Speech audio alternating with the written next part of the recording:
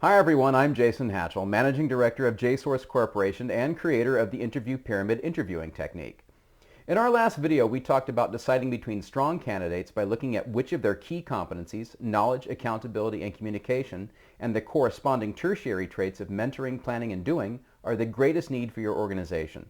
In this video, I want to discuss some practical applications about recruitment, which are less about checking for competencies and more about the realities we all face when trying to hire someone. As a recruiter, and a recruiter focused on the Japanese market at that, we see that in non-native English-speaking countries, every hiring client faces a compromise between these three things: hiring budget, skill fit, and language capability. The interview pyramid can measure skill fit and language capability, but neither the recruiter nor the client controls the market and what someone will accept to take a new role. My rule of thumb to keep in mind is this: as the volume of the interview pyramid of competencies gets bigger, so does the cost of hire. It's as simple as that.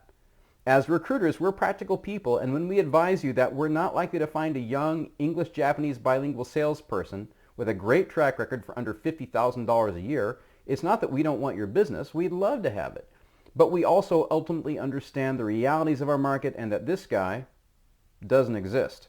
Of course, the easiest way to reduce the competency volume of the pyramid that's driving up the hiring budget is to reduce the job specification.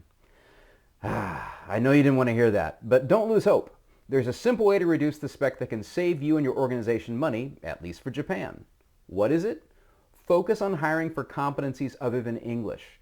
If you're looking for a salesperson, do you care if they can speak English or sell? As I note in some of the articles I've written and that are listed on our www.jsource.co.jp website, the single biggest error foreign capital companies make in Japan is hiring for English capability and not other core competencies.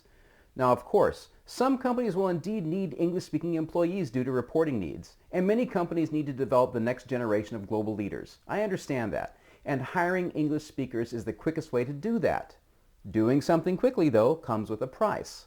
I would challenge business leaders by saying that it's much more cost-effective, not to mention a great way to develop a sense of loyalty within your organization, to train up employees on the skills you'd like them to have.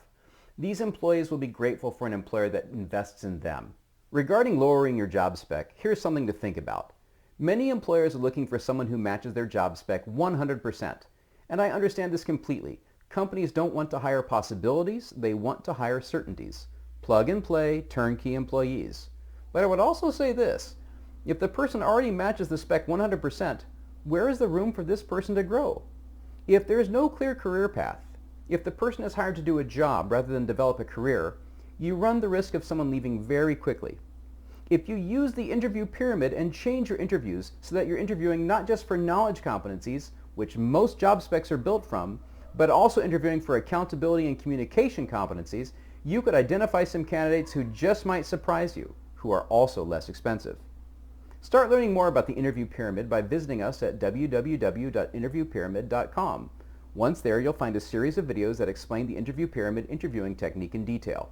You can also find us at these other places too. I look forward to seeing you again. Until next time, as I always say, ask the right questions, get the right hires. See you soon. Bye-bye.